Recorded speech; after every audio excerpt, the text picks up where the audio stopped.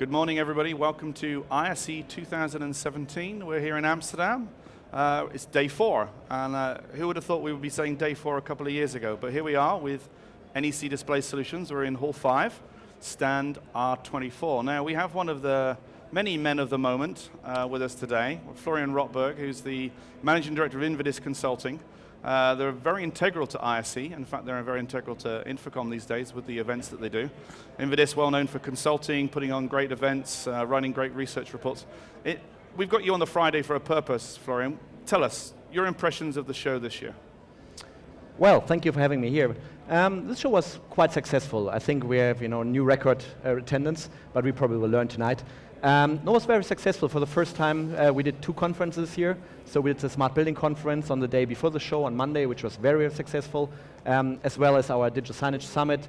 For many years, again, we are back here in Amsterdam with a small half-day show, which was very successful. We had some very good speakers there. So for us, the feeling is a little more like the Davos of the AV and digital signage industry, because all the great people are coming here. So it was very good.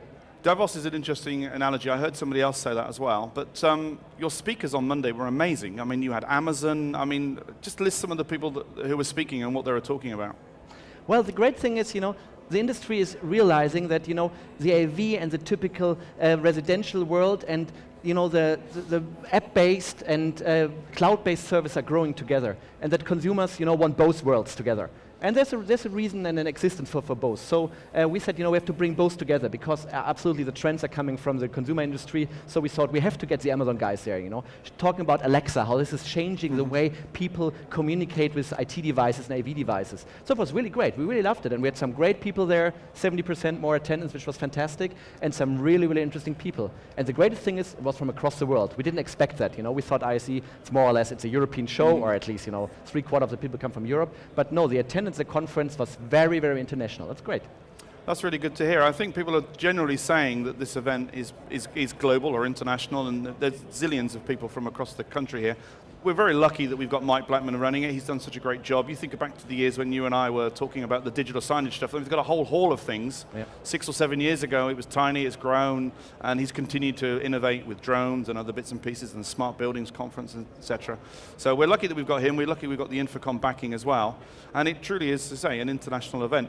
Have you noticed any other trends from last year? Because people are not talking about day 4 now. I mean, it's a natural. So anything from last year that you've noticed this year different? Not much. I mean, as we mentioned, it's more international. Obviously, more crowded on the first 2 or 3 days. Today it's too early to say. We see people take more time, I assume. I haven't seen any numbers, but my feeling is that people spend more time here, so they have more time to look at certain booths and look at technologies. But at the end of the day, as you all know, it's not so much about technology. Yes, we are here at NEC and all of these, presenting new screens and new LED elements and everything. It's nice to look at, but at the end of the day, it's a solution. And what we see on more and more booths, the solutions are coming in the focus, and that's something which is very, very relevant. So more end users are also coming because they better understand what their real need is. Because at the end of the day, most retailers don't say, I need a screen. They need a digital touch point, they need a digital solution, an omni-channel solution where digital signage is only part of this. So we see more and more the solutions are coming into focus. I like to think that digital signage has played a part in the solutions thing, because when you think back to the show, I don't know how many years ago, when there was people, LED manufacturers just showing DVDs, Pixar movies, Toy Story, etc. The digital signage people have upped their game, and they typically have their shows in context. They're showing good solutions. NEC have got some great solutions here as well today. But we learned on a TV show earlier today that people like Harman are showing retail solutions, heat maps on retail stores of where people are and how busy they are. So that's changed a great deal, I think. What about the side of things where we have so many different LED manufacturers this year? What's your thoughts on the LED market? Well, it's a difficult market, to be honest. It's very, very price competitive. You have gazillions of vendors, and they're changing almost every year. They seem all to come from the same city, from Shenzhen. But LED is really picking up, obviously, with a really fine pitch, and as the price are dropping, it's getting more and more important. But we see the biggest challenge in LED is not so much technology. It's about how you integrate this in your existing retail design. And there we see a big challenge, a big problem for many of the big shopping mall owners or so. They just go to the architect, say, oh, we want to go digital. We need wow, so just put up all LED all over the place. And then at the end of the day, they forget to ask experts up front, and so they have all these various shapes and forms and everything. And we have this one famous mall in Dubai. They have more than 50 LED screens there and more than 30 different aspect ratios. So it's unbelievable how expensive it is, to adapt your content all the time. So it's not so much about what you can do with LED. You can do almost everything, round, whatever shapes you have. But at the end of the day, you also need to operate it and to manage it. And as we all know, content is what really makes it expensive. Apart from all the great consulting work you've done, you've become quite famous for the presentation that you give about the best digital signage installations around the world. Is the Dubai Mall one of those as an example to people? Maybe on not how to do it, but you talk about Audi showrooms and Porsche showrooms. What are some of the examples that you talk about in your presentation? Well, the easiest thing is always New York City, because that's where the great flagship stores are. So as we're regular there, we take photos and just take some ideas with us, and that's what we presented here yesterday and again today.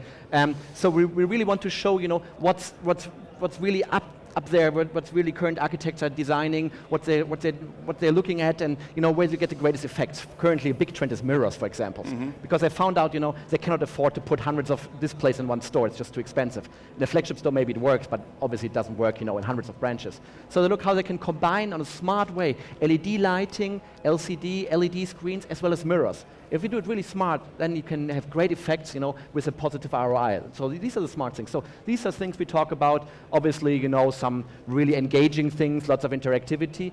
And then also something which really caters at the digital millennials, who like to take selfies of them. And you see more and more installations where it's really funny. People share their photos on a big screen and then take a selfie of them again. So using their own content on a big screen, and this is storytelling at its best. So this is obviously what we want to share with people here, and especially we focus on solutions, not so much on technology, but just showing great concepts. Right.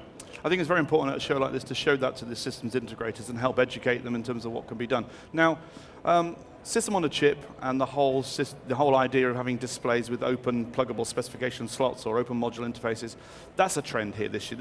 There's lots. Have you got a particular thought about the Raspberry Pi that NEC have done, the system on a chip stuff, or the LG WebOS, or even some of the Intel standards, or the BrightSign OPS player? Yeah. Well, I think there's a market for it, no question about it. An entry-level market, and not so much on SMB level, but low power, low graphic power installations like FITS displays at airports or so. They don't need an i7, CPU there. So it really makes sense for applications like this to use a standard, very affordable solution. So I really like either the Raspberry Pi or the new OPS Plus thing where Intel is promoted this week. So we see there's a market. To be honest, with Tizen and all the other ones, the proprietary things are a little bit difficult. They're good solutions, but you never know how long they're supported. Right. And that makes it so difficult. So I prefer, plug-in solutions, because even if the manufacturer decides to change something, you just put in a different module, then it works. So being flexible as screens, keep longer and longer in the store, more than 5 years, sometimes 7 years, it really makes sense to have some flexibility. And so I'm more supporter of the slot-in things than of built-in. Okay, thank you. So you've had 4 days of being really busy, or 3 days of being really busy. I'm assuming today's going to be a bit quieter. What will you go away to look at now? Well, to be honest, in 3 weeks we have Euroshop coming up. So we just finished this mall and I have 1 day off and then we go back to the next show. No, but to be honest, we have lots of things in planning for 2017. Our DSS event series is coming up, so we have our biggest event, as you know, in Munich. It's going to be much bigger this year. We're moving to a new convention center, so it won't be only 500 people. We expect, more than 1,000 people coming this year, because we have much more space, so 2 full days of conference in July. And then we have many other events. For the first time, we'll be in Mexico at Infocom Mexico with DSS in May, and then we will go to in August. In May we'll be in Sao Paulo and Dubai and South Africa and Moscow. So many places we take our DSS event series and educate the people about solutions, mainly about solutions.